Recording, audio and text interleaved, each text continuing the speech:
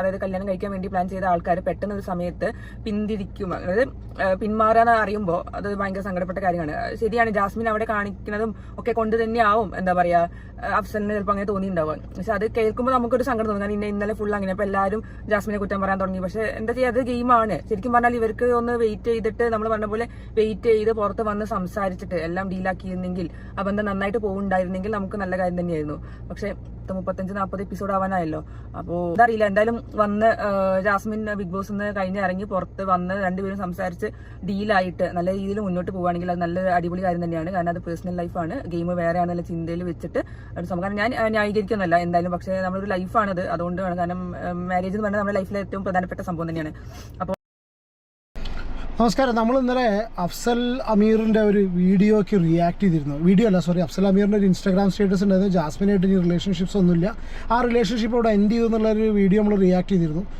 Reaction വീഡിയോയിലുള്ള കണ്ടവർക്ക് അറിയാം വളരെ ക്ലിയർ ആയിട്ട് ഞാൻ പറഞ്ഞതെന്ന് വെച്ചാൽ നമുക്ക് അതിൽ ഞാൻ പറയുമ്പോൾ ഞാൻ അവൻ്റെ ഡിസിഷനെ ബാക്ക് ചെയ്യുന്നു. എന്ത് തീരുമാനം കൊണ്ടാണ് അവൻ എടുത്തതെന്നുള്ള അറിയില്ല, അവരുടെ പേഴ്സണൽ ലൈഫാണ് അത്. ഈ സോഷ്യൽ മീഡിയയിൽ കൊണ്ടുവന്നിട്ടുകൊണ്ടാണ് നമ്മളൊക്കെ റിയാക്ട് ചെയ്തിട്ടുള്ളത്. അപ്പോൾ അതുകൊണ്ട് ആ ഡിസിഷൻ വൈസ് ഡിസിഷനാണ്, എടുത്ത ഡിസിഷൻ വളരെ പ്രോപ്പറായി എന്നുള്ള രീതിയിലാണ് ഞാൻ എൻ്റെ ഒരു സപ്പോർട്ട് കേട്ടോ. ഇതിപ്പോൾ ഞാൻ ഈ സീക്രട്ട് ഏജൻ്റെ ചാനൽ സൈഡ് വൈഫ് ചെയ്തിട്ടുള്ള വീഡിയോ ജസ്റ്റ് ഒന്ന് വെച്ചു എന്നുള്ളൂ. ഓരോരുത്തർക്കും ഓരോ രീതിയിലുള്ള പ്രതികരണമായിരിക്കും. അവർ പറഞ്ഞ പോലെ തന്നെ സ്വാഭാവികമായിട്ടും രണ്ടുപേരും ഒരുപാട് ആഗ്രഹിച്ച് ലൈഫിലെടുത്തൊരു തീരുമാനമാണ് ഒന്നിക്കുക എന്നുള്ളത്. അത് വീട്ടുകാരുടെ സമ്മതത്തോടു കൂടി ഒന്നിച്ചു കഴിഞ്ഞാൽ സ്വാഭാവികമായിട്ട് പിരിയുന്ന സമയത്ത് ഭയങ്കര വിഷമം ഉണ്ടായിരിക്കും. നമുക്കൊക്കെ പുറത്തുനിന്ന് കാണുന്നവർക്ക് വിഷമം ഉണ്ടാകും. പക്ഷേ അതിനുള്ളിൽ അനുഭവിക്കുന്ന ആൾക്കാരും പിന്നെ അതിനുണ്ടായ റീസണാണ് കേട്ടോ. അതാണ് ഈ ഒരു വീഡിയോ റിയാക്ട് ചെയ്യാനുള്ള കാരണം. എന്താ വെച്ചാൽ ഓരോരുത്തർക്കും ഓരോ അഭിപ്രായമാണ്. ഇപ്പോൾ അവരുടെ അഭിപ്രായം ആയിരിക്കില്ല, എനിക്ക് എൻ്റെ അഭിപ്രായം ആയിരിക്കില്ല വേറെയുള്ളവർക്ക് കേട്ടോ. ഞാൻ അവരെ അഭിപ്രായത്തെ റെസ്പെക്റ്റ് ചെയ്യുന്നു. പക്ഷെ പല ആൾക്കാരും പല രീതിയിലാണ് ഇത് ഈ സോഷ്യൽ മീഡിയയിൽ പ്രതികരിച്ച് കണ്ടത്. ഇത് ഞാൻ എന്താ പറഞ്ഞത്, ഇത് ഒന്ന് രണ്ട് കാര്യം കൂടി കണ്ടു. പല ആൾക്കാരും ഇതിനെക്കുറിച്ച് പ്രതികരിച്ചതിൽ പറയുന്നതെന്ന് വെച്ചാൽ കുറച്ച് പേര് പറയുന്നുണ്ട് പുറത്തെത്തിയൊരു തീരുമാനം എടുത്താൽ മതിയിരുന്നു എന്നുള്ളത്. അപ്പോൾ എന്താണ് ഈ ചെറുപ്പക്കാരൻ ഇനിയും ചെയ്യേണ്ടിരുന്നത്? എൻ്റെ ഒരു ചോദ്യമാണ് കേട്ടോ നിങ്ങളോട്. അതായത് ഒരുപാട് സ്നേഹിച്ചിട്ട് കല്യാണം ഉറപ്പിച്ചിട്ട് ഉള്ളിൽ ചെന്നിട്ടുള്ള ഒരു പെൺകുട്ടി, ഇത് ക്യാമറകളുണ്ട് എന്നറിഞ്ഞുകൊണ്ട് അത്രയധികം ക്യാമറ കാണുകയാണ്. ഇനിയിപ്പോൾ ക്യാമറ ഇല്ലാണ്ട ചെയ്തിട്ട് അതിനെ ന്യായീകരിക്കല്ല കേട്ടോ. ആരും അറിയാണ്ട കാണിക്കുന്ന അവിഹിതം എന്നുള്ള രീതിയിൽ ഒരു ന്യായീകരണമല്ല. ഇനി അവിഹിതം എന്ന് പറഞ്ഞാൽ പോലെ ഇനിയിപ്പോൾ അഭിനയമാണെന്നുണ്ട് വിചാരിക്കുക. പുറത്തൊരു ഫാമിലി ഉണ്ടെന്നുള്ള കാര്യം ആ പെണ്ണ് ആലോചിക്കണം. ഒന്ന്. പിന്നെ രണ്ടാമത് ബിഗ് ബോസ് എന്ന് പറഞ്ഞ ഷോ 24 hours കാണുന്നവർക്കും അല്ലാത്തവർക്കും ആയിട്ടും എപ്പിസോഡ്സ് കാണുന്നവർക്കും വളരെ ക്ലിയർ ആയിട്ട്, എസ്പെഷ്യലി ഇപ്പോൾ കഴിഞ്ഞ ലാലേട്ടൻ്റെ എപ്പിസോഡ് വെച്ച് വിലയിരുത്താൻ നിൽക്കണ്ട, അല്ലാത്ത ഏതൊരു എപ്പിസോഡ് കാണുന്ന ഏതൊരു വ്യക്തിക്കും ഡെഫിനറ്റ്ലി അവർ തമ്മിലുള്ള റിലേഷൻഷിപ്പിൽ വെറും ഒരു എന്താ പറയുക ഫ്രണ്ട്ഷിപ്പ് അല്ല, സിറ്റുവേഷൻഷിപ്പ് എന്ന് പറഞ്ഞാൽ റൊമാൻറ്റിക് റിലേഷൻഷിപ്പാണ്. അത് റൊമാൻറ്റിക് റിലേഷൻഷിപ്പിനെയാണ് സിറ്റുവേഷൻഷിപ്പ് എന്ന് പറയുന്നതാണ് എൻ്റെ ഒരു ഇത് കേട്ടോ. അപ്പോൾ ഒരു റൊമാൻറ്റിക് റിലേഷൻഷിപ്പാണ്. ഒന്ന് ആലോചിച്ച് നോക്കൂ. പിന്നെ നിങ്ങൾ സ്നേഹിക്കുന്നൊരു വ്യക്തി ഇതുപോലെ ഇതിൻ്റെ ഉള്ളിൽ ചെന്ന് കഴിഞ്ഞിട്ട് ആൾ ഇതേപോലുള്ള പരിപാടികൾ കാണിച്ചാൽ, ഞാൻ ഇവരോട് പറയില്ല കേട്ടോ, സൈഡ് വൈഫിനോടല്ല കേട്ടോ പറയുന്നത്, ഞാൻ പൊതുവായിട്ട് പറയണേ. അത് അവരെ റെസ്പെക്റ്റ് ചെയ്യുന്നതാണ്, അവരുടെ അഭിപ്രായം അങ്ങനെയാണ് കേട്ടോ മനസ്സിലാ. അപ്പോൾ അതിൻ്റെ ഉള്ളിൽ ചെന്ന് കാണിക്കുന്ന സമയത്ത് എങ്ങനെയാണ് ഈ പാർട്ട്ണർ പുറത്തിരുന്ന് സഹിക്കുക? എനിക്കത് മനസ്സിലാവാത്തത്. എന്നെപ്പോലെ ചിന്തിക്കുന്നവർക്ക് കേട്ടോ എനിക്ക് എന്തായാലും കഴിയില്ല. ഞാൻ എൻ്റെ വീട്ടിൽ വൈഫിനോടൊക്കെ ഡിസ്കസ് ചെയ്ത് പറഞ്ഞത് നമ്മളെ കൊണ്ട് ഒരു രക്ഷയിലൊരു ഒരു നിലയ്ക്ക് നമ്മളായിരുന്നു പിന്നെ ഈ അഫ്സലിൻ്റെ സ്ഥാനത്തെങ്കിൽ ഇത്ര പോലും വെയിറ്റ് ചെയ്യില്ല. സീരിയസ് ആയിട്ട് പറയും, എങ്ങനെ വെയിറ്റ് ചെയ്യാൻ പറ്റും? ഇറങ്ങി വന്നാൽ ചോദ്യവും വർത്താനൊക്കെ അതൊക്കെ ഉണ്ടാവാതിരിക്കില്ല, ചോദിക്കാതിരിക്കില്ല. പക്ഷെ ചോദിച്ചിട്ട് എന്താ കാര്യമുള്ളത്? കാരണം അത്രയും ക്ലിയർ ആയിട്ട് എവിഡൻ്റ് ആയിട്ട് ഈ ഒരു രീതിയിലുള്ള പരിപാടി എൻ്റെ ഉള്ളിൽ കാണിച്ചു കൂട്ടിയിട്ട് ഇതൊക്കെ കഴിഞ്ഞിട്ട് ഈ കാണിച്ചു കൂട്ടി കഴിഞ്ഞതിന് ശേഷം ഇവരെ വീട്ടുകാരെ വിളിച്ച് സംസാരിച്ച സമയത്ത് ഇല്ല അത് ഗെയിമാന്ന് പറഞ്ഞിട്ട് നിർത്തേ. അവനെൻ്റെ പേഴ്സണൽ ലൈഫ്. ഇപ്പോൾ ഞാൻ ഇതിനെ കാണുന്നത് എന്താണെന്നറിയോ?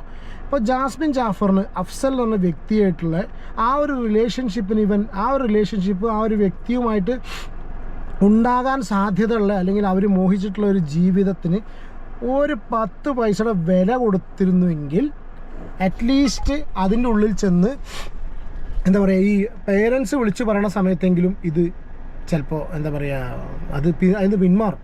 ഞാൻ അതാണ് ഒരു തുള്ളിയെങ്കിലും വില ഉണ്ടായിരുന്നെങ്കിൽ. ഇനി അതല്ല അതിനുള്ളിൽ ചെന്നിട്ട് ഈ ഒരു സംഭവം കാര്യങ്ങളൊക്കെ കണ്ട് ഈ രീതിയിലൊന്നും ചെയ്യില്ല. കാരണം വേറെ സ്ത്രീകളോ കൊണ്ട് പോയിട്ടുണ്ട്, ജാസ്മിൻ മാത്രം നല്ല പെണ്ണായിട്ട് പോയിട്ടുള്ളൂ അല്ലേ. അപ്പോൾ അതിൻ്റെ മാത്രം അത് ക്യാരക്ടറിനും ഒരു എന്താ പറയുക ഒരു ക്യാരക്ടർ മോശം തന്നെ പറയാൻ വേണമെങ്കിൽ.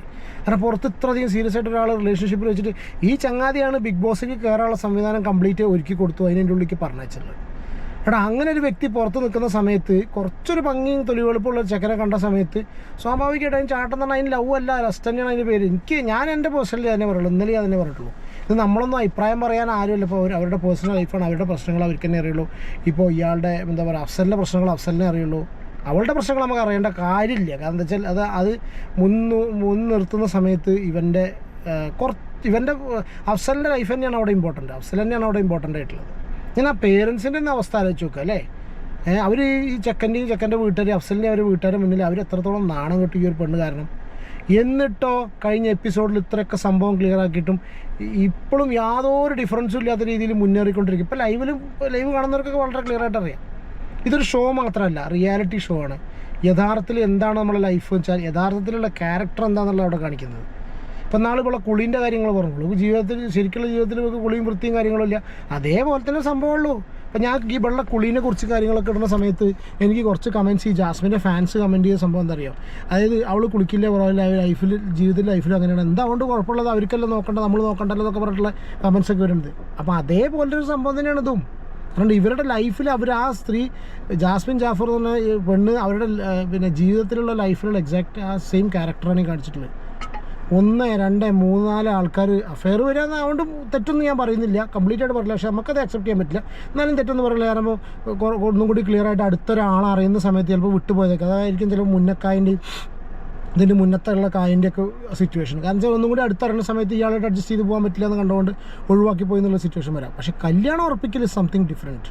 പിന്നെ അതിൻ്റെ ഉള്ളിൽ പോയിട്ട് അവൻ്റെ പേര് പറയുക, അതിന് ശേഷം അവൻ പിന്നെ ഇതൊന്ന് വാക്കാൽ ഇങ്ങനെ പറഞ്ഞുറപ്പിച്ചിട്ടുള്ളൂ എന്നൊക്കെ പറയുമ്പോൾ ആ ചെറുപ്പക്കാരൻ പുറത്തില്ലേ, അവനൊരു ഫാമിലി ഇല്ലേ, ഈ ഒരു ഇൻഡിവിജ്വൽ പേഴ്സൺ അല്ല, അവനും അവൻ്റെ കുടുംബം അവൻ്റെ മൊത്തം ഫാമിലി മുഴുവനുണ്ട്. അവനെന്ത് ഉത്തരം പറയും? ഇവർ ഈ ഇപ്പോൾ ഫസ്റ്റ് ഇപ്പോൾ ഇവരെ വൈഫ് അവർ തോട്ടാണ് പറഞ്ഞത്, പിന്നെയും പറയുന്നു റെസ്പെക്റ്റ് ചെയ്തുകൊണ്ട് തന്നെ പറയട്ടെ.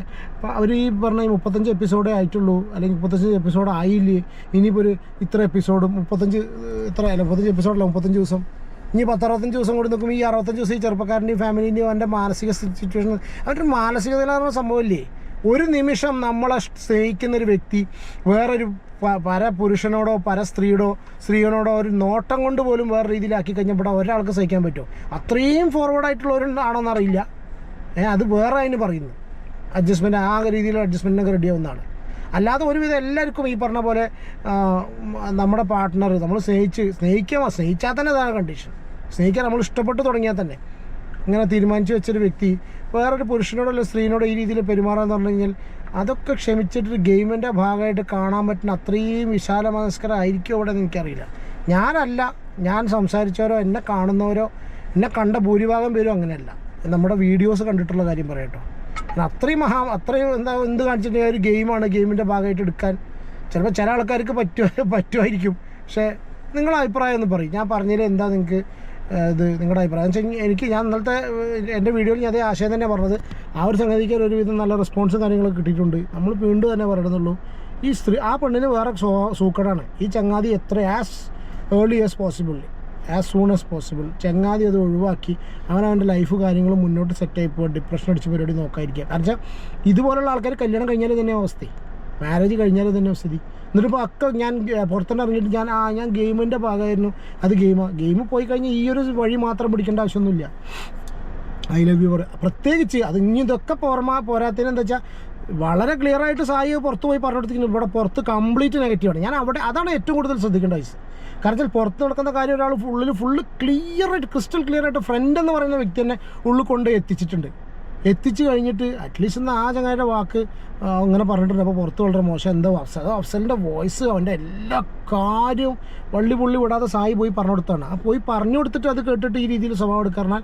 അത് സ്വഭാവത്തിൻ്റെ മോശമാണ്, ക്യാരക്ടറിൻ്റെ വൾഗാരിറ്റിയാണ്, മോശം ആയതുകൊണ്ട് മാത്രമാണ്. അല്ലാതെ വേറെ ഒന്നും ഇപ്പോൾ അതിൽ പറയാമല്ലോ. മോശം ഇൻ ദ സെൻസ് ഇങ്ങനെ ഇതാക്കിയെടുക്കല്ല. ഒരു പക്ഷേ ചിലപ്പോൾ ഗബ്രീനെ അങ്ങനെ ആരെങ്കിലും കല്യാണം കഴിച്ചിട്ടൊക്കെ സെറ്റിലായി പോകുമായിരിക്കും. പക്ഷെ എന്നാലും അതല്ല, പുറത്തൊരു പാർട്ട്ണറുള്ള ഒരാൾ ഇരിക്കുന്ന സമയത്ത് പിന്നെ ഒരാൾ അവനെ പാർട്ട്ണറായിട്ട് കയ്യിൽ ഉറപ്പിച്ച് അല്ലെങ്കിൽ സ്നേഹിക്കുന്ന സമയത്ത് വേറൊരാളെ കൂടെ ഇതാക്കി പോകാറുണ്ട് ഒരിക്കലും എനിക്ക് അക്സെപ്റ്റ് ചെയ്യാൻ പറ്റില്ല.